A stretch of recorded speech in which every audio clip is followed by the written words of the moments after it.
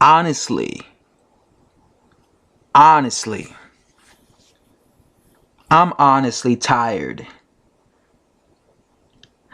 of seeing these dumbass boxing fans going around trying to tell me, not just me, but on social media, people on YouTube, trying to say that Vasyl Lomachenko is pound for pound king, number one, supposedly, because he has a better resume than Terence Crawford.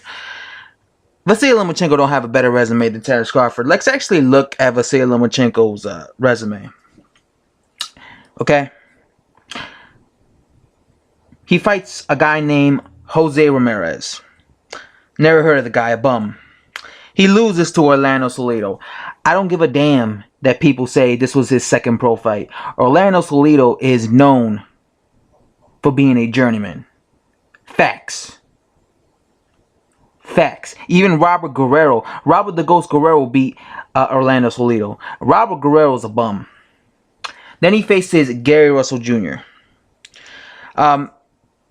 Gary Russell Jr. really hasn't done anything in his career. If you actually look at his record, prior to fighting Vasyl Lomachenko, he was undefeated, right? He was 24-0, but he was fighting nobodies. Miguel Tamayo, Juan Reyes. I don't recognize a single name in this guy's resume. So, leading up to the Vasyl Lomachenko fight, he was fighting nothing but bums and unknowns. And since he's lost to Lomachenko, who has he fought? The best guy he's beaten was a washed-up Johnny Gonzalez. Patrick Highland, who's this? Oscar Escandon. I've never even heard of this guy. So what has Gary Russell Jr. even done in his career? Nothing. Who else has Vasyl Lomachenko defeated? He beat this guy. I never heard of this guy, so I'm not gonna click on him. He beat Camilero Rodriguez. Never heard of this guy. He beat Roman Martinez. This is supposed to be a big win for him. What has Roman Martinez done in his record? Let's see. Oh yeah, gets a draw. He got a draw against Orlando Bum-ass Salido. He got knocked out. I remember this fight against Mikey Garcia. He beat Diego Mandelo. He beat Juan Carlos Bordegas. He lost to Ricky Burns. Who has he fought?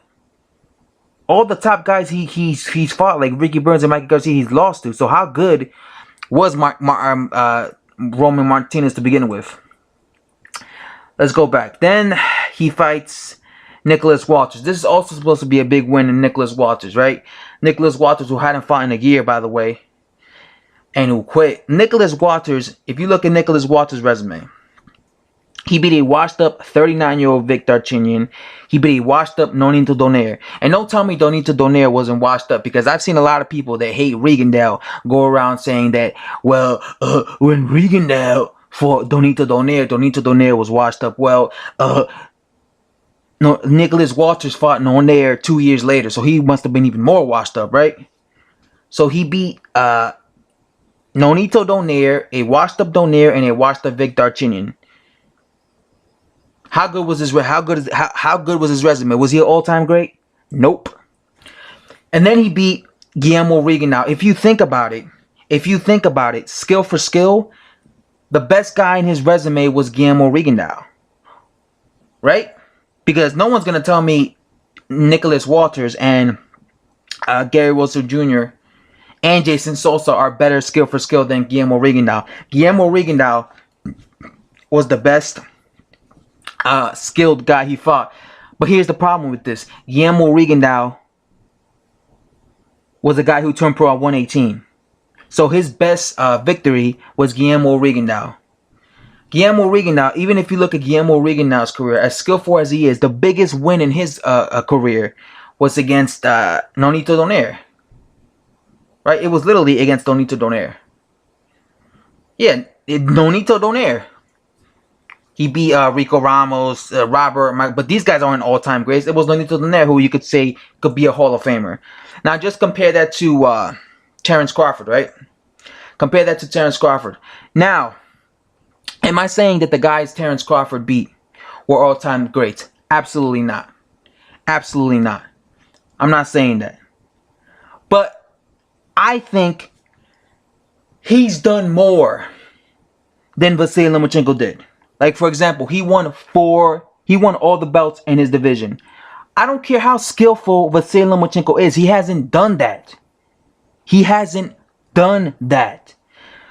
If you're gonna give if you're gonna give Vasyl Lomachenko credit for bullying an undefeated Guillermo Regan now, then you might as well give Terence Crawford credit for facing Yuriorkis Gamboa. Because I remember 3 years ago. Oh yeah, I remember 3 years ago when Terence Crawford fought Yuriorkis Gamboa, who's also Cuban, by the way. I remember Yuriorkis Gamboa was undefeated at the time. You remember that? He was undefeated. And I remember when he beat him, a bunch of people didn't want to give, and he was also a 2-time gold medalist, right? I remember a bunch of people didn't want to give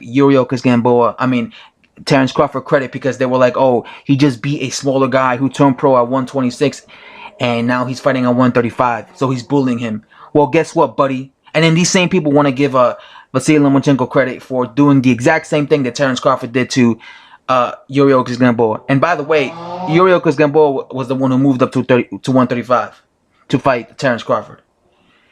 But they want to praise, and he was also undefeated, just like Guillermo Regan now. But they want to praise Vasyl Lomachenko more, right? But the bottom line is, he's unified all the belts. And again, I'm not saying that what's his name, Ricky Burns is the all-time great. I'm not saying Victor Posto is the all-time great. And I'm not saying Julius Ndongo is the all-time great. But these guys, in my opinion, for example, I think Julius Ndongo is a better talent than Nicholas Walters, Jason Sosa. I could debate him and Gary Russell Jr. And the same thing with, what's his name, Victor Posto. I think he's a better talent than Nicholas Walters. You might, when it comes to Regendow is a very skillful guy, but Regendow was a smaller guy. So again, if you want me to put Vasyl Lomachenko as above Terence Crawford, he has to unify the belts. You're not gonna just win one fucking belt in one division and move up, win one belt, duck all the other guys, and then say that, well, he's a more pound for pound king than Terence Crawford. That's not the way it works.